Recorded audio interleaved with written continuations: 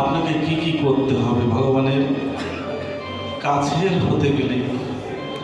যেমন একাদশী ব্রত, নিয়ম সেবার মাস, কাত্যায়নী ব্রত, নিত্য নিত্য ভক্ত সঙ্গ, বৃন্দাজি সেবা, নিত্য নিত্য এগুলো করলে আপনি ভগবানের কাছের হয়ে যাবেন, প্রিয় হয়ে যাবেন। যেমন ভগবান শ্রীকৃষ্ণের যে বাঁশি দেখেছেন, বাঁশি, ব্রজগোপীরা ভগবান শ্রীকৃষ্ণকে বললেন যে প্রভু, তোমার হাতের যে বাঁশিটা নিত্য নিত্য তোমার অধরামৃত পান করছে।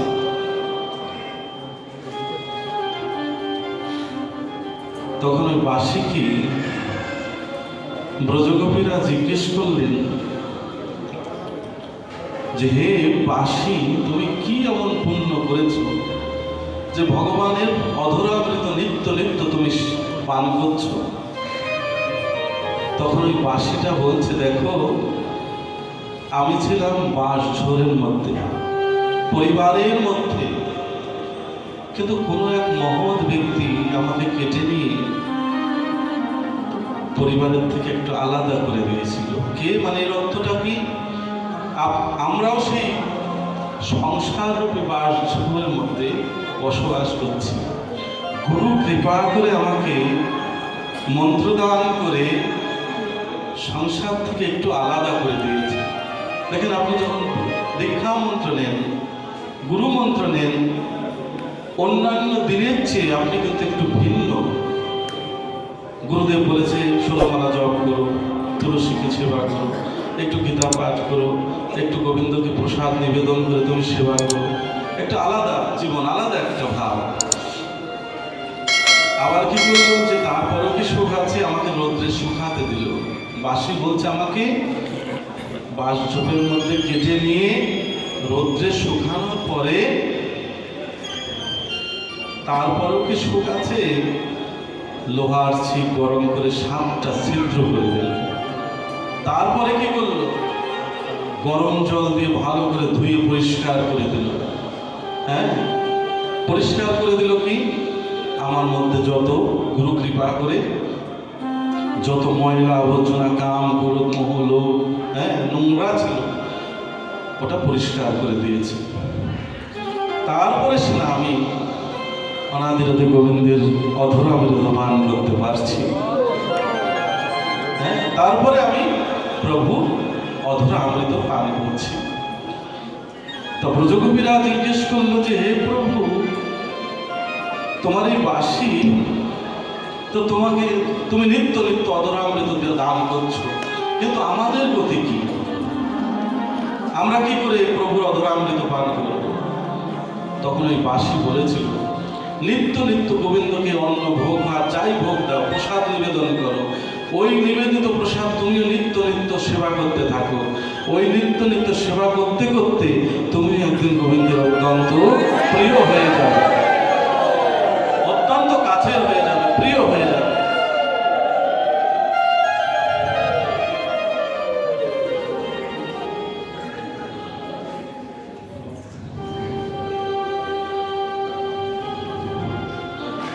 এই জন্য ভগবানের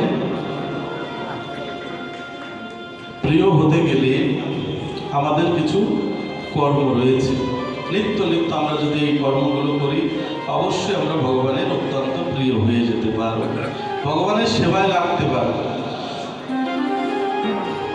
আমরা তো কতই ভাগবত শ্রবণ করি, কত কৃষ্ণ কথা শ্রবণ করি, আমরা কিন্তু সেই ভগবত প্রেম লাভ করতে পারছি না। দেখেন, একজনের 4টে ভাই আছে। 3 ভাই হচ্ছে কি ব্যবসা বাণিজ্য করে, ভালো সংসার চলে, কিন্তু ছোট ভাইটা হচ্ছে চুরি করে। ছোট ভাইটা চুরি করে। তখন ওই এলাকাতে একজন সদ্গুরু এসেছে। তো সদ্গুরু আসলে দলে দলে সবাই গিয়ে মন্ত্র নিচ্ছে। এখন 3 ভাই ভাই ওই ছোট ভাইকে বলছে, দেখো ভাই, আমরা তো 3-4 ভাই, তা আমরা সবাই গুরু দীক্ষিত হয়ে আমরা পবিত্র হয়ে যাব, তো তুই চল গুরুদেবের কাছে একটু মন্ত্র নিতে। তা বললো, ওই চোর ভাইটা বললো, দেখো আমি মন্ত্র নিতে পারি, কিন্তু আমি কিন্তু চুরি করা বন্ধ করতে পারবো না। মন্ত্র নিতে পারি, কিন্তু তোমার গুরুদেব বলবে যে চুরি করা বন্ধ করো, আমি কিন্তু তা পারবো না। ঠিক আছে, আমি গুরুদেবের কাছে আমি বলবো, সব খুলে বলবো। তা গুরুদেবের কাছে গিয়ে গুরুদেবের চরণে প্রণাম নিবেদন করে 3 ভাই বলছে, দেখো গুরুদেব, আমার যে ভাই আছে, আমার যে একটা ভাই আছে, ছোট্ট ভাই, সে কোনোদিনও গুরু মন্ত্র নেবে না। হ্যাঁ, বলেছে আমি চুরি করি, আমার চুরি করা যদি বন্ধ হয় আমি এই জন্য মন্ত্র নিয়ে নেব না। এখন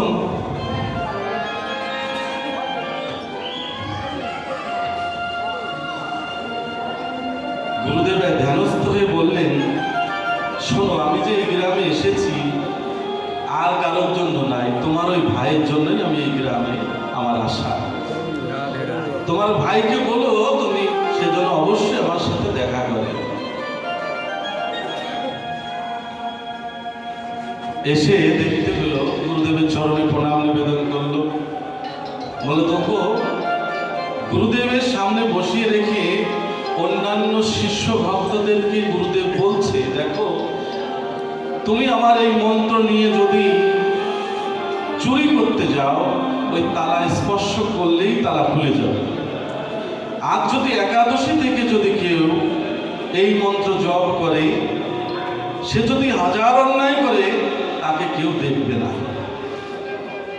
এখন ওই চোরটা পাশে বসে মনে মনে চিন্তা করছে, গুরুদেব,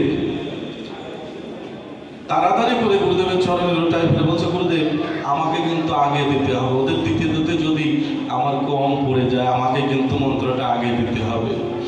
তো বলে, স্নান করে আসো। স্নান করে আসলে শুদ্ধ মন্ত্র জপ ধ্যান দিয়েছেন, গুরু কৃপা করেছেন। বলেছে, শোন, প্রতিদিন স্নান করে, তো চুরি করা নিষেধ নেই, প্রতিদিন স্নান করে তুই প্রতিদিন তিলক মালা করবি, দাদার সঙ্গে তিলক রচনা করবি, প্রতিদিন তুই গিরিধারী গোপালকে সেবা দিবি, হ্যাঁ, রাধা মাধবকে সেবা দিবি, হ্যাঁ। আর একাদশীর দিন তুই যদি সেবা করিস, একাদশীতে যদি গোবিন্দ সেবা করিস, হ্যাঁ, একাদশীর থেকে যদি তুই চুরি করতে যাস, তুই যে কোনো তালা স্পর্শ করলে আপনা আপনি খুলে যাবে। বিশ্বাসে মিলায় বস্তু তর্কে বহুদূর। আমরা মন্ত্র নেই ঠিকই, গুরু আশ্রিত হয়ে ঠিকই, আমি সারা পৃথিবী ঘোরাম অধম, অনেক অনেক জায়গায় যাই, বলে কি বাবা কি যে মন্ত্র নিয়েছি মনে নেই, তোমার গুরুদেবের নাম কি, কি যে নাম সেটাও ভুলে গিয়েছে। গুরু যে নাম দিয়েছে সেটাও বলেছে, গুরুদেবের নাম কি সেটাও আমরা ভুলে গেছি। এখন ওই চোরটা, তার বিশ্বাস, এই বিশ্বাসের জোরে প্রতিদিন সকালে ঘুম থেকে উঠে 16 মালা জপ করে, রাধা গোবিন্দের বাল্য ভোগ দেয়, সেবা দেয়, আবার তিলক মালা ভরে বাজার করতে যায়, আবার রাত্রি হলে চুরি করে। এখন এই চুরি করার পর সকাল হলে বাজারে গিয়ে দেখলে এই স্বর্ণের দোকান আজকে চুরি হয়েছে। সবাই জানে যে তো আন্তর্জাতিক খ্যাতি সম্পূর্ণ চোর, সবাই জানে, এই চোরকে চেনে।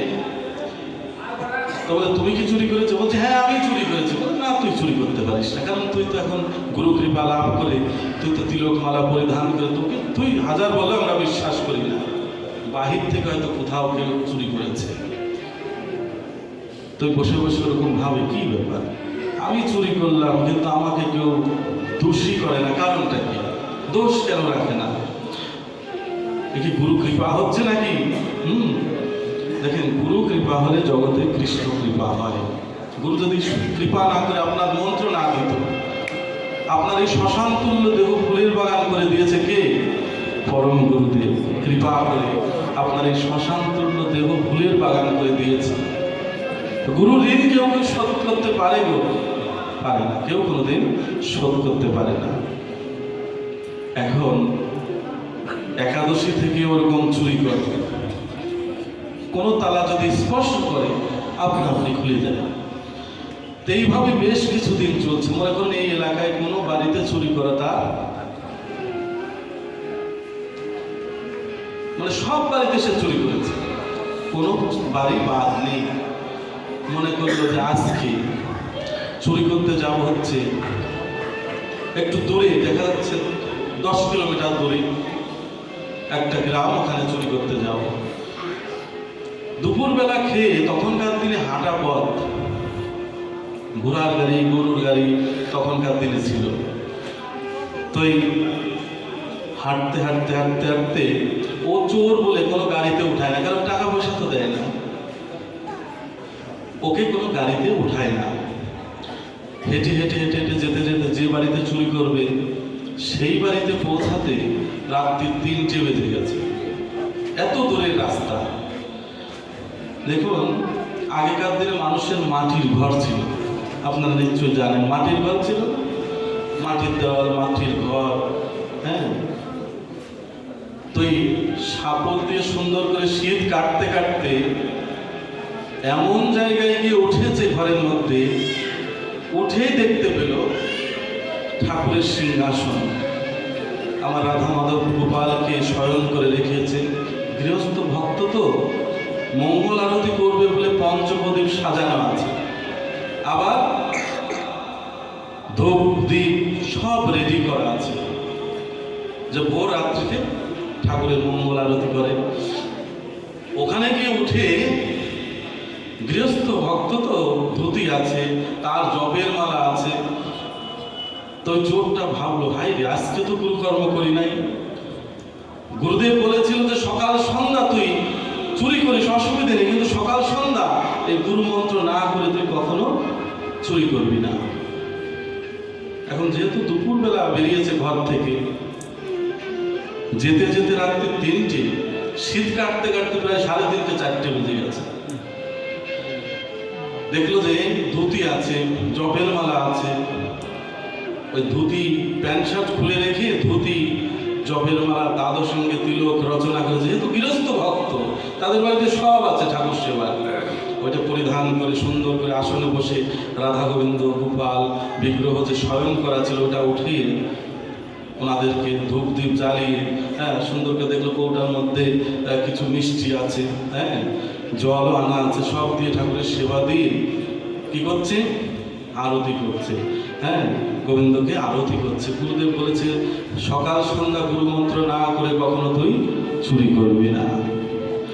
যেহেতু দুপুরবেলা চুরি করতে গিয়েছে, সন্ধ্যার কাজটা তো হয়নি, হয়েছে কি বলো, এই জন্য ওই সন্ধ্যার কাজটা ভোর রাত্রিতে ওই যখন আরতি করছে, আরতি করার পর ওই গৃহস্থ পাশের ঘর থেকে এসে দেখতে পেল অযাচিতভাবে একজন মহাবৈষ্ণব আমার ঘরে এসে উপস্থিত হয়েছে। দাদার সঙ্গে তিলক পরা, হ্যাঁ, মালা তিলক পরা, সুন্দর করে আমার গোপালকে আরতি করছে। স্বামী স্ত্রী দুজনে ষষ্ঠাঙ্গে প্রণাম নিবেদন করছে। হ্যাঁ, তো প্রণাম নিবেদন করার সময় দেখতে পেল যে ওই শীত কেটে যে গর্তটা ওইদিকে নজর পড়েছে। তখন বলছে স্বামী স্ত্রী, হে সাধুগুরু বৈষ্ণব, আপনি কত কষ্ট করে আমার ঘরে এসেছেন, আপনি যদি বলতেন আমি তো দরজা খুলে দিতাম। আমার ঘরে যে আপনি রাধা মাধবকে আরতি করছেন, আমার ঘরে যে গোপালের আরতি করছেন, আমি তো ধন্যাতে ধন্য হয়ে গেছি যে অযাচিত ভাবে আপনি যে কৃপা করেছেন। এই সারা শব্দ পেয়ে আরতি বন্ধ করে ওই জপের মালা নিয়ে জপ করেছিল। গুরুদেব বলেছে যদি বেশি বিপদে পড়িস মালা ছাড়বি না, হ্যাঁ, জপ তুই ছাড়বি না কখনো, যদি বেশি বিপদে পড়িস। ওই গৃহস্থর মালাটা ছিল ভাগবতের পাশে, তাড়াতাড়ি নিয়ে ওই বসে বসে হে গুরুদেব তুমি রক্ষা করো, হে কৃষ্ণ তুমি রক্ষা করো, হে রাধারানী তুমি আমাকে কৃপা করো, হ্যাঁ, এইরকম জপ করছে। কি করতে আসলাম, কি হয়ে গেল, হ্যাঁ। এখন এই উলুধ্বনি হরিধ্বনি শুনে পাশের বাড়ির ভক্তরা মনে করলে এত ভোর রাত্রিতে এই বাড়িতে কি হচ্ছে, গিয়ে একটু দেখে আসি। দলে দলে এসে তারাও সে সাধুগুরু বৈষ্ণবকে দেখে উলুধ্বনি হরিধ্বনি করতে লাগলো সবাই।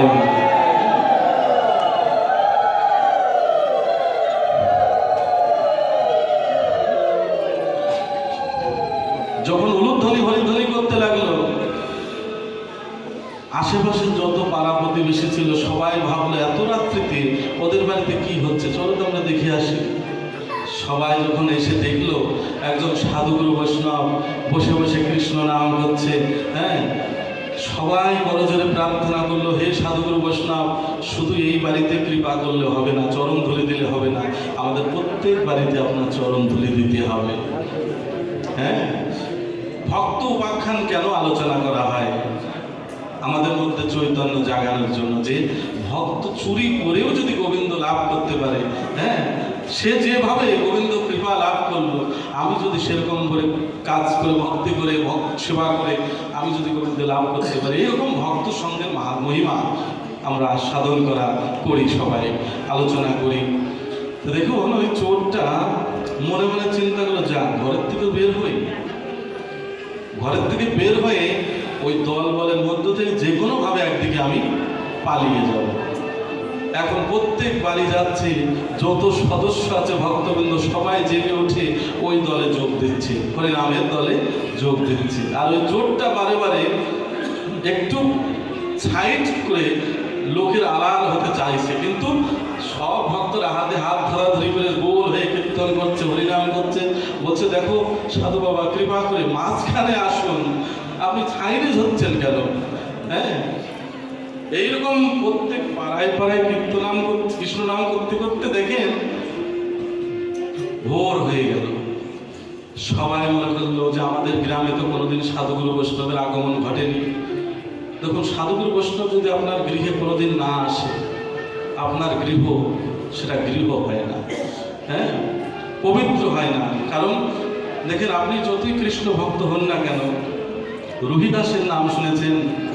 রবিদাস বৃদ্ধকালে গোবিন্দের কাছে প্রার্থনা করত, জুতো সেলাই করতো বসে বসে, আর ভাবতো, হে গোবিন্দ, আমার এর থেকে নিকৃষ্ট জন্ম দিও পরবর্তীতে, তাতে আমার দুঃখ নাই, কিন্তু আমার মনে একটা বড় বাসনা রয়ে গেল প্রভু। সেই বাসনাটা কি? আমি মুছি বলে আমার গৃহে কোনো সাধুগুরু বৈষ্ণব আগমন ঘটেনি, আমার ঘরে কোনো সাধুগুরু বৈষ্ণবের চরণ ধুলি পড়েনি।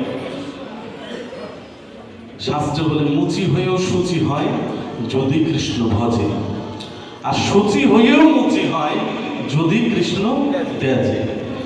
হ্যাঁ, আপনার যে কুলেই জন্ম হোক না কেন, আপনি যদি গোবিন্দ ভক্ত হন, গোবিন্দের সাথে সম্বন্ধ স্থাপন করতে পারেন, আপনি ধন্যাতি ধন্য হয়ে গেলেন।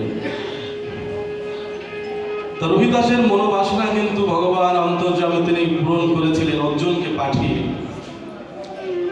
অর্জুন যখন কুরুক্ষেত্র যুদ্ধের পর সুখ পাচ্ছিল না, অন্তরে সুখ আসছিল না, ভগবানকে বলল, প্রভু আমি তো সুখ পাচ্ছি না, কিন্তু কি করলে সুখ পাবো? বলেছিল, বৈষ্ণব সেবার আয়োজন করো, ভক্তদের সেবার আয়োজন করো। বৈষ্ণবকে, বৈষ্ণব হচ্ছে রবিদাস, তুমি গিয়ে ওর বাড়িতে গিয়ে নিমন্ত্রণ করে ওকে নিয়ে আসো। দেখেন, অর্জুন যখন রবিদাসের বাড়িতে উপস্থিত হলেন, রবিদাস কি করলেন? ভগবানের কাছের মানুষকে পেয়ে একটা চামড়ার বাটিতে তেল দিয়েছিল, যে হে অর্জুন, তুমি একটু স্নান করে আসো, আমি তোমার জন্য একটু প্রসাদ দেবো, হ্যাঁ, তুমি সেবা করতে হবে তোমাকে। অর্জুন মনে করলে, আমি রাজ পরিবারের সন্তান, আমি এই চামড়ার বাটিতে একটু তেল, এটা আমি অঙ্গে মাখবো কি করে? তবুও ভগবানের আদেশ অনুসারে সে কিন্তু অঙ্গে মেখেছিল। যখন ডুব দিয়েছিল গঙ্গায়, রবিদাসের ঘাটে যখন ডুব দিয়েছিল, দেখতে পেয়েছিল মকরবাহী মা গঙ্গাকে। মা গঙ্গা বলে, দেখো অর্জুন, আমি একাই নই, আর একবার ডুব দিয়ে দেখো। আর একবার ডুব দিয়ে দেখলেন শিব শম্ভু আর মা জগৎজননী বসে আছেন। আর কৈলাসপতি শিব শম্ভু বললেন, আমরাই না শুধু, হে অর্জুন, আর একবার ডুব দাও। আর একবার ডুব দিয়ে দেখলেন ওই রবিদাসের ওই চামড়া ভেজানো জলের মধ্যে রাধা কৃষ্ণ যুগল হয়ে দাঁড়িয়ে আছে।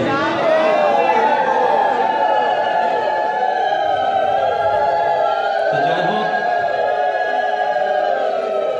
রবিদাস ওই মনে আফসোস ছিল যে আমার ঘরে যদি কোনো সাধুগুরু বৈষ্ণব আগমন ঘটতো, আমি জীবন ধন্য হয়ে যেত। এখন দেখুন, ওই যে চোর সমস্ত গ্রাম হরিনাম সংকীর্তন করেছে, নগর কীর্তন করেছে। সকাল হতে না হতেই প্রত্যেক বাড়ির থেকে চাউল ডাউল তেল লবণ সবজি সব নিয়ে এসে বলল, আমরা সবাই মিলে আজকে সাধু সঙ্গ করব, ভক্তদের সেবার আয়োজন করব। যেহেতু একজন মহতী বৈষ্ণবের সান্নিধ্য আমরা পেয়েছি, তো সেবা করার পরে প্রায় 3 গাড়ি ঘোড়ার গাড়ি ভর্তি চাউল ডাউল বেঁচে গিয়েছিল সেবা করার পরে। তো সবাই সিদ্ধান্ত নিল, যেহেতু সাধু বাবা উনি কৃপা করে অযাচিতভাবে আমাদের এখানে এসেছেন, আমরা 3 গাড়ি সমস্ত চাউল ডাউল তেল লবণ সব কিছু নিয়ে ওনার বাড়িতে পৌঁছে দেবো, যাতে আমাদের এই চাল ডাল সব কিছু গোবিন্দ সেবায় লাগে। দেখেন, 12 আনা পথ এগিয়ে গিয়ে ভক্তরা কিন্তু ওই চাউল ডাউল তেল লবণ 3 গাড়ি সব কিছু নিয়ে যাচ্ছিল সেই চোরের বাড়িতে। চোর ভাবলো, আমি যে চোর, এরা যদি জানতে পারে, তাহলে আমাদের গ্রামে গিয়ে যদি জানতে পারে যে আমি চোর, তাহলে কিন্তু আমার এইগুলো তো নেবেই নেবে, আরো আমাকে, আমার কপালে কষ্ট আছে, তাই তো?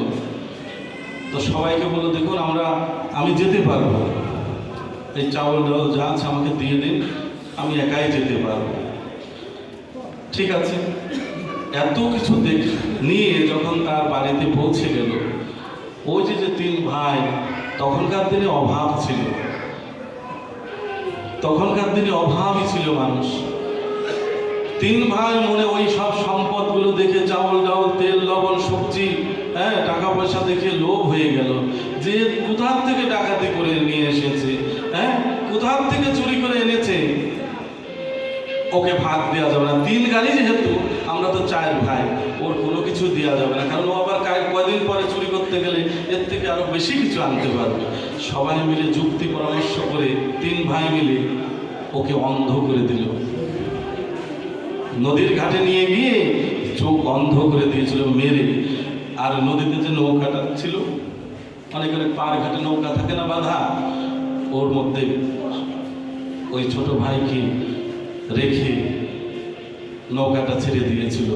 ভাসতে ভাসতে ভাসতে ভাসতে ওই নৌকাটা, ওই যে গুরুদেব সিদ্ধ মহাত্মা, উনি ভোর রাত্রিতে উনি স্নান করেন, ব্রহ্ম মুহূর্তে স্নান করেন ওই নদীতে, গঙ্গায়। তো যখন উনি স্নান করছেন, দেখতে পেলেন একটা নৌকার মধ্যে কে যেন সারা গায়ে রক্ত, অন্ধ চোখ দিয়ে রক্ত ঝরছে, ভাসতে ভাসতে ওই পথ দিয়ে যাচ্ছে, ওই নদী পথ দিয়ে।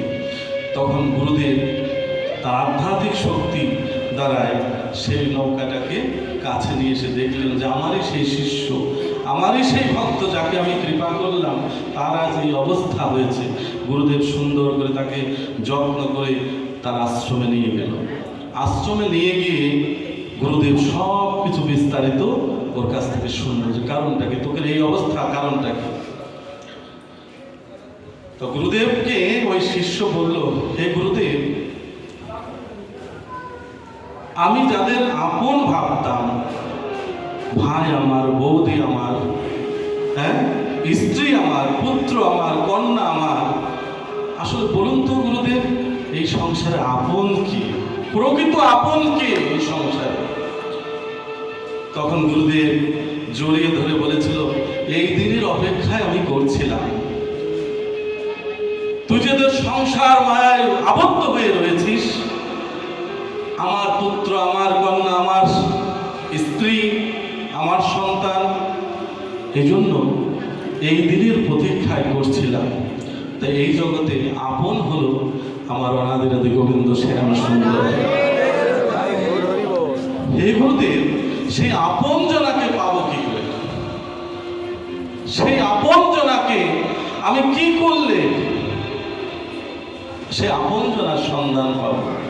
তা গুরুদেব কি করলেন, মালা তিলক পরিয়ে, যেহেতু অন্ধ, আমরাও কিন্তু জন্ম অন্ধ, যে চোখে কৃষ্ণ দেখে না, হয়তো দুদিনের প্রসাদ ভোজী হয়ে আমরা, নিরামিষ ভোজী হয়ে আমরা মনে করছি বিশেষ করে আমি মনে করছি আপনারা অনেক শুদ্ধ বৈষ্ণব, যে আমি কি হলাম, আমি পরম বৈষ্ণব, আমি পরম ভক্ত, হ্যাঁ। কিন্তু দেখেন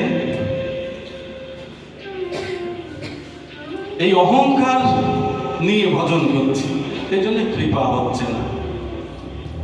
আমি কিছুই না, আমি ভজন সাধন জানি না প্রভু, তোমার কোনো কিছুই আমি জানি না।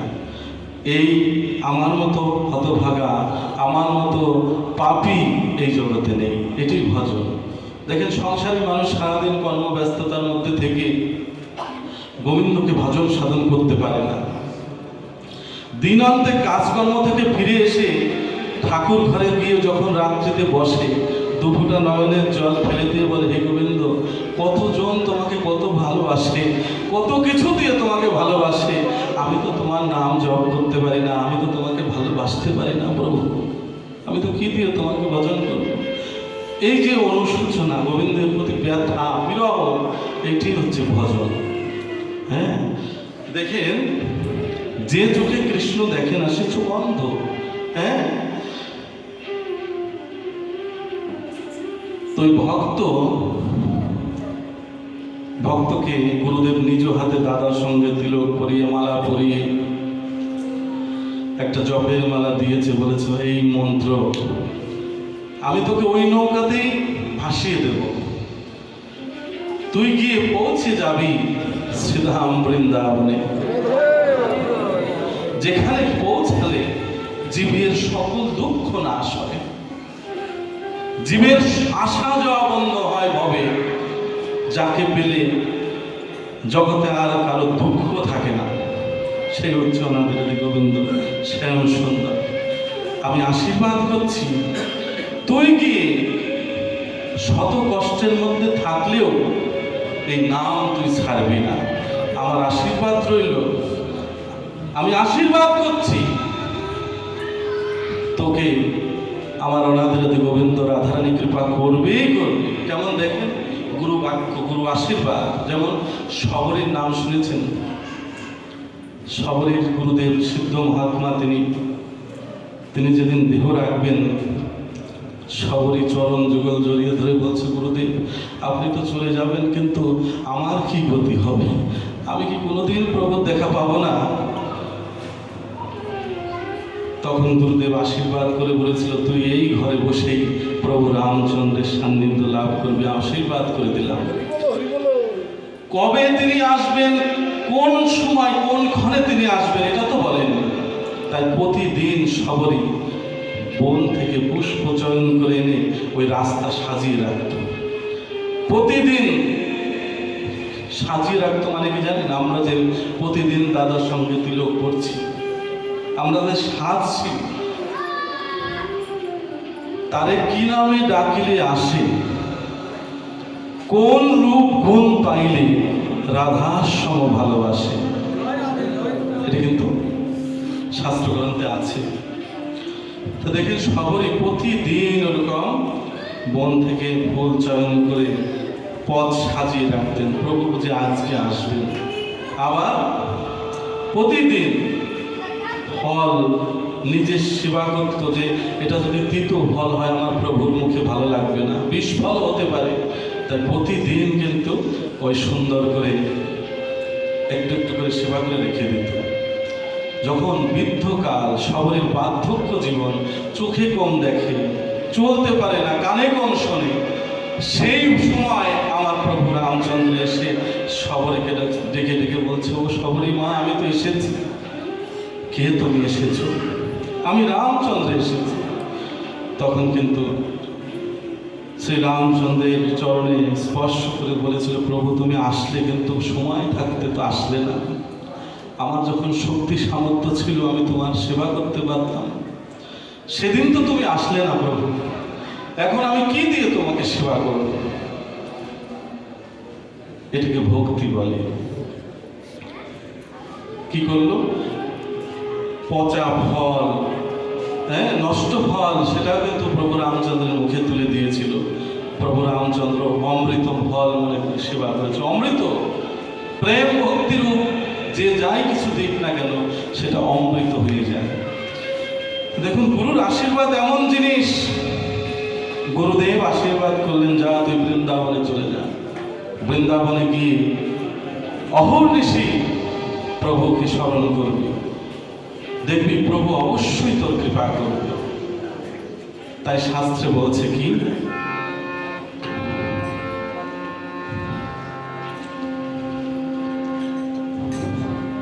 আমি কবে যাব এই বিষয় ছেড়ে মধুর বৃন্দাবন।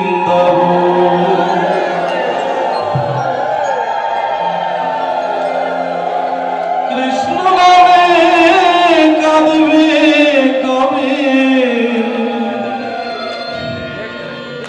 আমার পোড়া মন।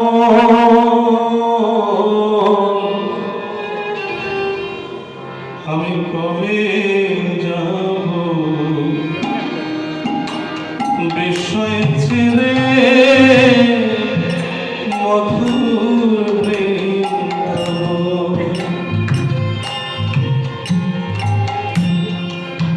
কৃষ্ণ নামে কাঁদবে কবে আমার পোড়া মন।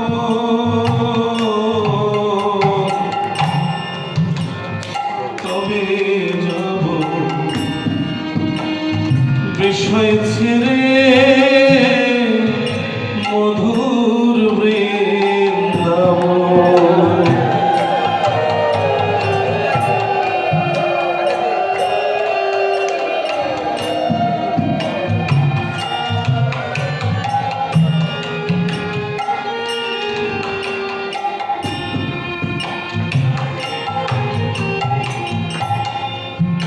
কৃষ্ণ নামে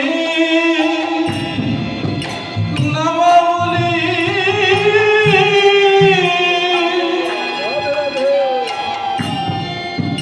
পূর্ব কবে গায়।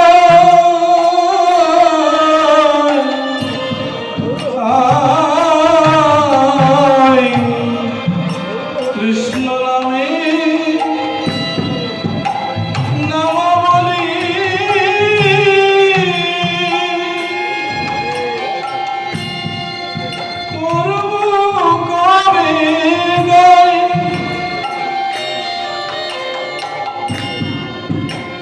কবে আমি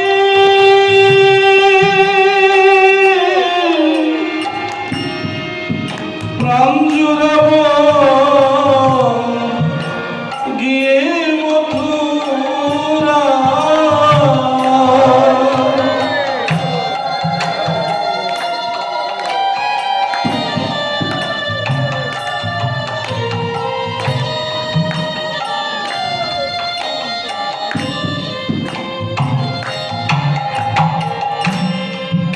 কৃষ্ণ নামটি পারের সঙ্গ পাব কবে দর্শন।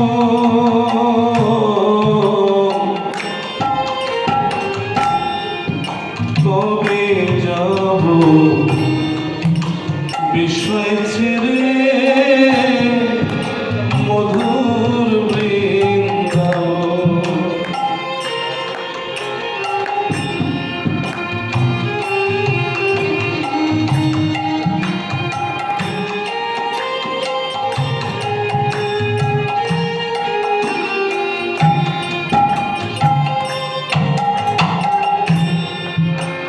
কৃষ্ণ আমার কালো সোনা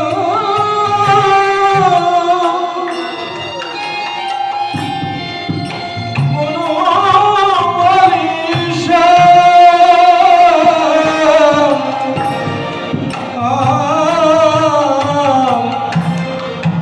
কৃষ্ণ আমার কালো সোনা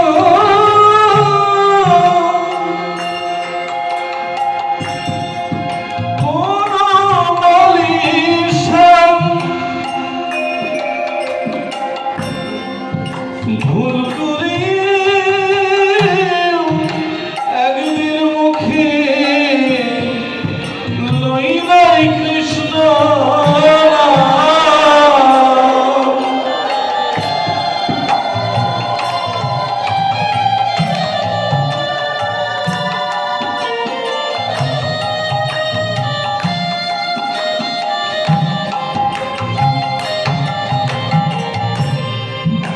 ভুল করিয়ে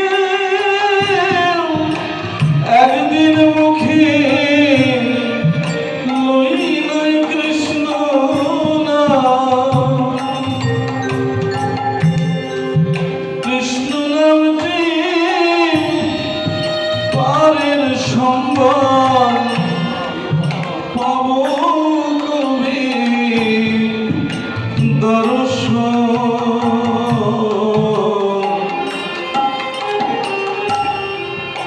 কবে যাব বিষয় ছেড়ে মধুর বৃন্দাবন। আমি কবে যাব বিষয় ছেড়ে মধুর বৃন্দাবন। কৃষ্ণ নামে কাঁদবে কবে আমার পোড়া মন। কবে যাব বিষয় ছেড়ে মধুর বৃন্দাবন। কবে যাব বিষয় ছেড়ে মধুর বৃন্দাবন। কবে যাব বিষয় ছেড়ে মধুর বৃন্দাবন।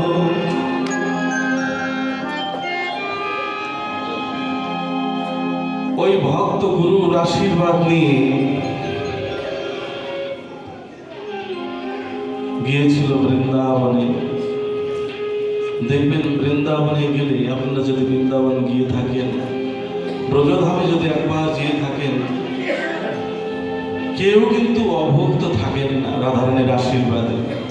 সবাই কিন্তু প্রসাদ পায়, উপবাস জানেন রাধারানীর আশীর্বাদ।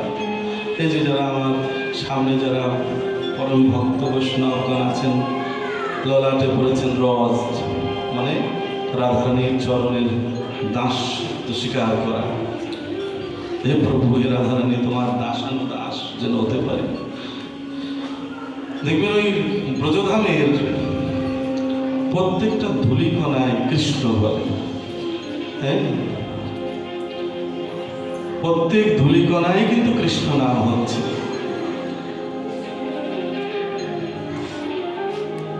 ব্রহ্মাও বলেছিল, প্রভু কীট পোকামাকড় জনম কি, মনুষ্য জনম কি, পশুকুলেও যদি আমার জন্ম না দাও, হ্যাঁ, ব্রজধামের গুল্মলতা হয়ে আমাকে জন্ম দিও।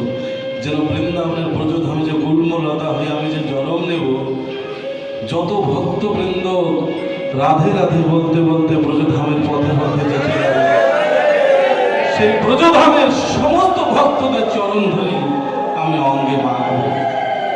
দেখেন, অনেক আপনারা যারা গিয়েছেন ব্রজধামে, আমি তো অধম নারাধম পামর।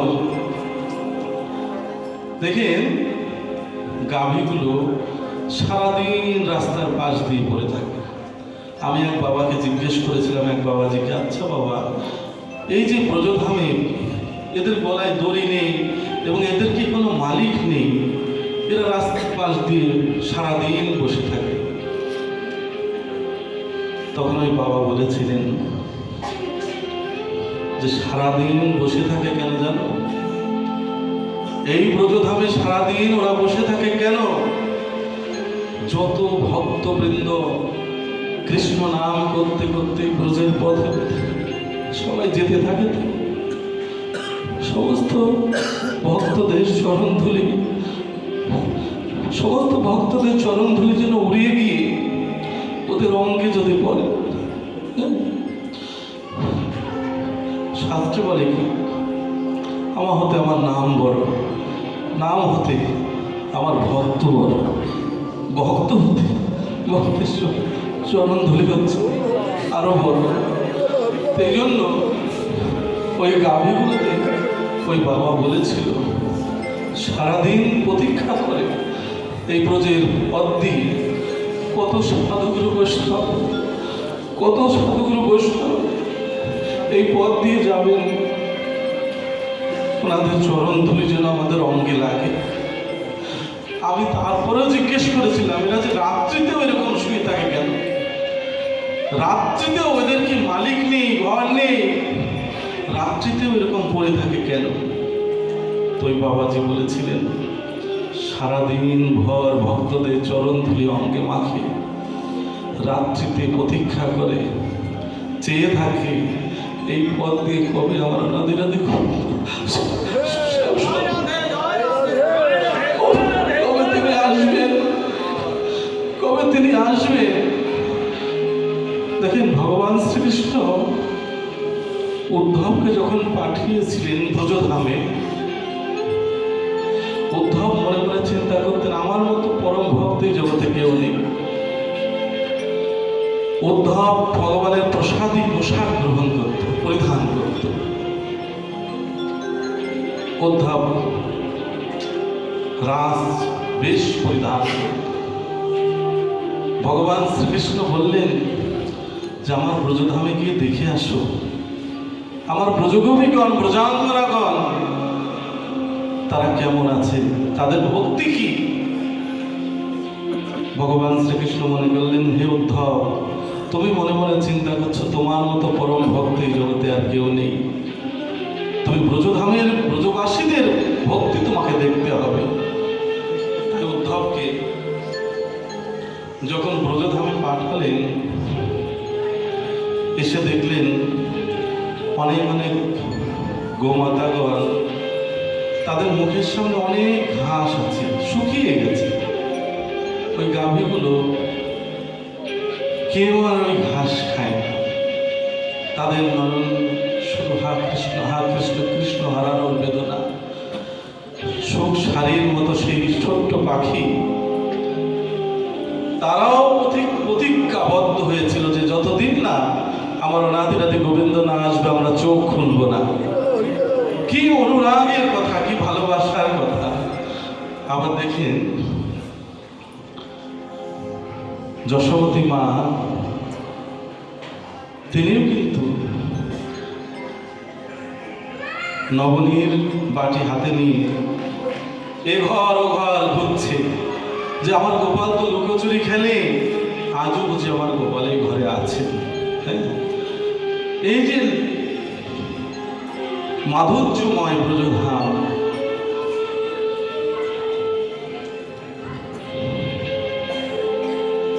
ভক্তরা ব্রজের ধুলি অঙ্গে মাখছে, কত অনুরাগী ভক্তগণ ব্রজধাম পরিক্রমা করছে, ব্রজের পথে পথে হা কৃষ্ণ জয় রাধে বলে কেঁদে কেঁদে যাচ্ছে। দেখুন সেই ব্রজধামে পৌঁছে গেল ওই গুরু ভক্ত, সেই অন্ধ এক চোরটা। পৌঁছে যাওয়ার পর ওই নৌকাটা গিয়ে যমুনার একটা চরে বেঁধেছে। বসে বসে ভাবছে হে গোবিন্দ, হে রাধারানী, এমন সময় তোমার ধামে আসলাম, সেই ব্রজধামেই তুমি আনলে, কিন্তু আমার যখন নয়ন দৃষ্টি শক্তি ছিল আমি দেখতে পেতাম ব্রজধাম, সেই সময় তো তুমি কৃপা করলে না। হ্যাঁ, তো বসে বসে কাঁদছে যে ব্রজধামে আসলাম, ব্রজধাম কেমন দেখতে, হ্যাঁ আমার ভাগ্যে হলো না। বসে বসে কাঁদছেন আর হরিনাম করেই চলেছেন, হরিনাম করেছিলেন। যে অন্ধ তার কাছে দিন রাত সমান, যে অন্ধ তার কাছে হচ্ছে রাত দিন সমান। তা কেঁদে কেঁদে ভগবানকে ডাকছে, হে গোবিন্দ, তোমার কি কৃপা হবে না, তোমার কি করুণা হবে না? কেঁদে কেঁদে আকুল হয়ে ব্যাকুল হয়ে হা কৃষ্ণ হা রাধারানী বলে কাঁদছে। শাস্ত্রে বলে আমি সব সইতে পারি, কিন্তু ভক্তের চোখের অশ্রু জল আমি সইতে পারি না। আর আপনার যদি সেই কৃষ্ণ প্রেমের অশ্রু জল আপনার না থাকে, কৃষ্ণ প্রেমের অশ্রু জল যদি আপনার মধ্যে না থাকে, আপনার সাধন ভজন হচ্ছে না। ভাববেন, দেখুন কেঁদে কেঁদে ভগবানকে ডাকছেন, আর এদিকে ভগবান শ্রীকৃষ্ণকে শ্রীমতী রাধারানী বললেন, দেখো ওই ভক্তকে তুমি যদি কৃপা না করো, হ্যাঁ, তাহলে তো হবে না, তুমি কৃপা করো। শ্রীমতী রাধারানী কি করলেন? গোবিন্দকে বললেন, প্রভু চল আমরা দুজনে গিয়ে ওই ভক্তকে কৃপা করে আসি। যখন ওই নৌকার উপরে সেই শ্রীমতী রাধারানী আর ওনাদের গোবিন্দ যুগল হয়ে দাঁড়ালেন, দাঁড়ানোর পরে ভক্তের অশ্রু জল শ্রীমতী রাধারানী নিজের অঞ্চল দিয়ে মুছিয়ে দিয়েছিল। রাধারানীর শ্রীহস্তের পরশে ওই অন্ধ চোখ দৃষ্টিশক্তি ফিরে পেল। রাধে রাধে নিতাই।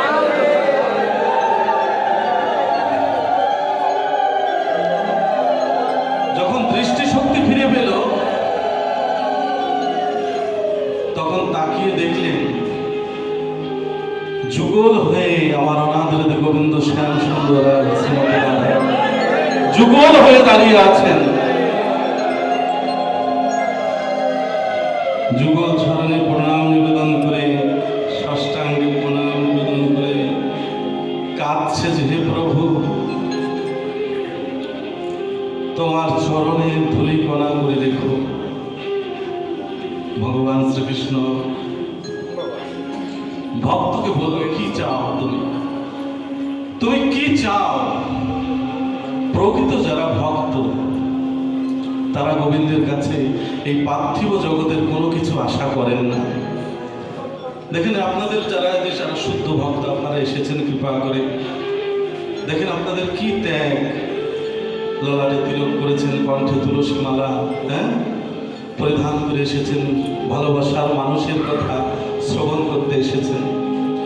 কত ভালোবাসা থাকলে সব কিছু পরিত্যাগ করে শুধু একমাত্র গোবিন্দের চরণে সার করেছেন আপনারা। তাই সেই ভক্ত গোবিন্দের কাছে একটাই প্রার্থনা করছে, হে গোবিন্দ, এই পার্থিব জগতের ধন ঐশ্বর্য তো আমার জীবনের সাথী হবে না, শেষের দিনের সাথী হবে কখনো? হবে না। হে প্রভু, তোমার চরণে আমার একটাই নিবেদন,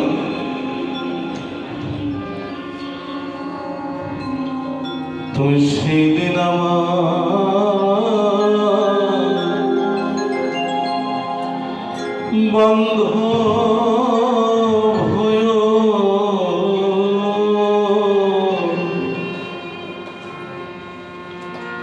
যেদিন আত্মীয় স্বজন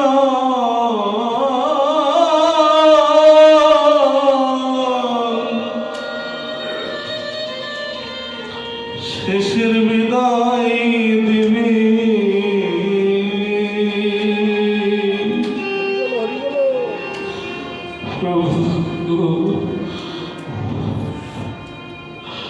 সেদিন তুমি বন্ধ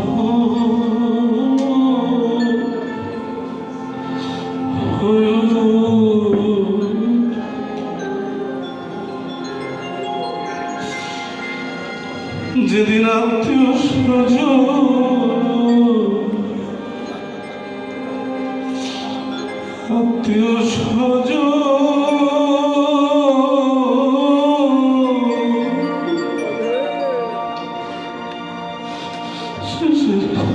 বিদায়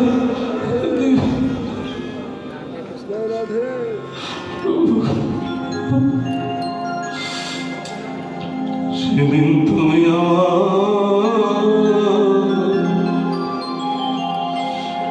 বন্ধ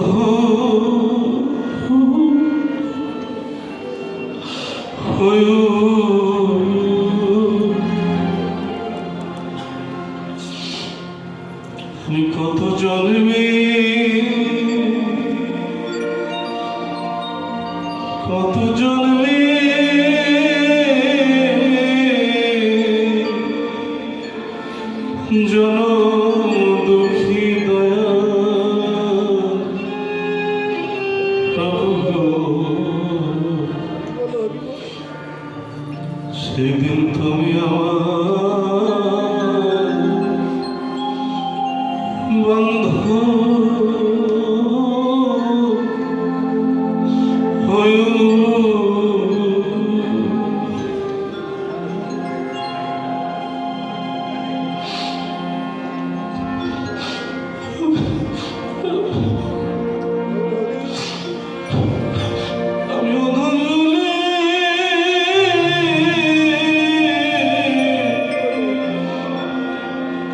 দূরে ফেল না দয়া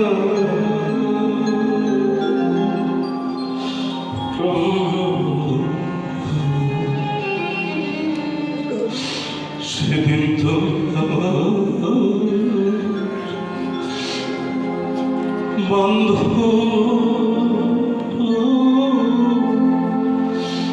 হয়ো।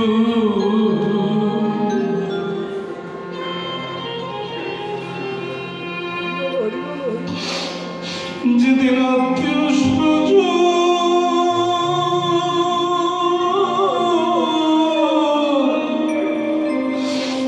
শেষের বিদায় দিবে, প্রভু দয়াময়,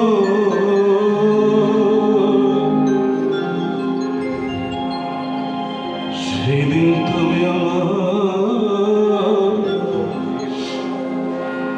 বন্ধু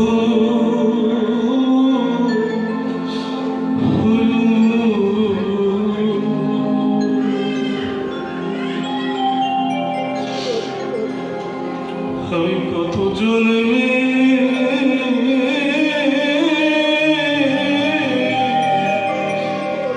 জনম দুঃখী দয়া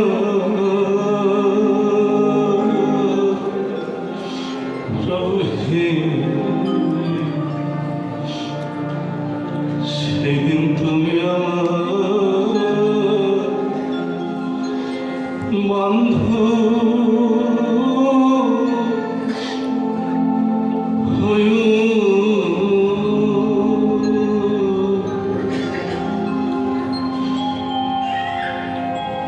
তোমার ওই চরণে পাশে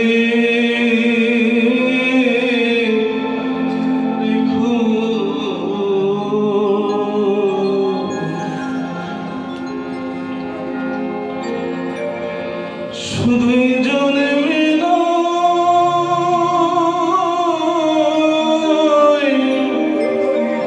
জনমে জনমে দয়াময়,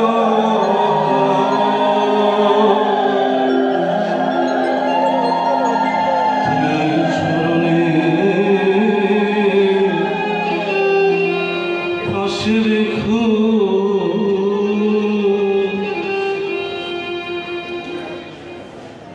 যেদিন প্রাণ পাখি উড়াল দেবে মন,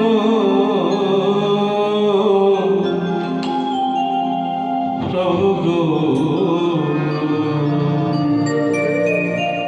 সেদিন কৃষ্ণ নামটি এই কন্যে দিও।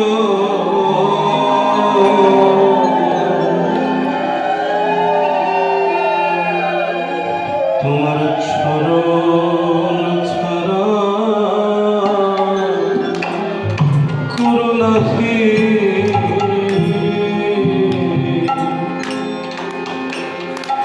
শুধুই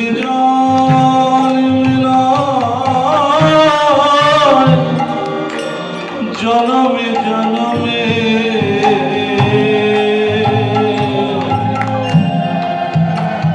আমি ওই চরণে অভিলাষী,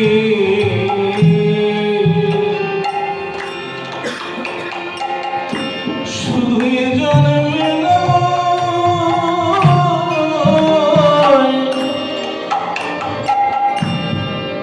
জনমে জনমে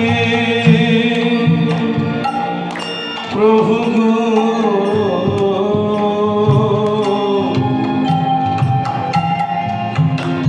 তোমার ওই চরণে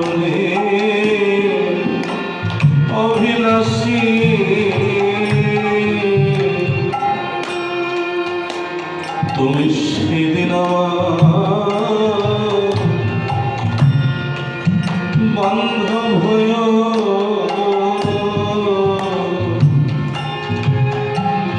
যেদিন আত্মীয়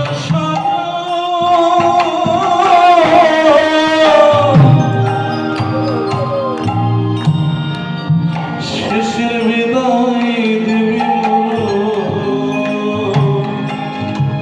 প্রভু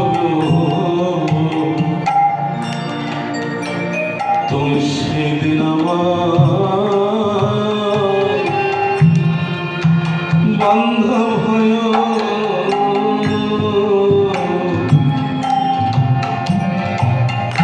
তোমার চরণ ছাড়া করোনা হে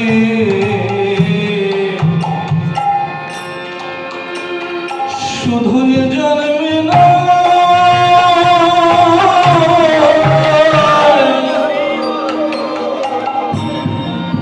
জনমে জনমে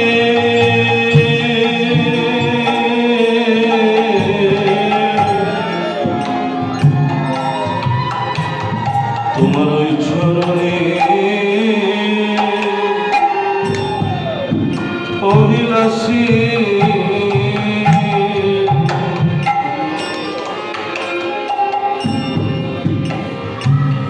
ওই ভক্ত গোবিন্দের চরণে আত্মনিবেদন করে কেঁদে কেঁদে বলছে, প্রভু গো,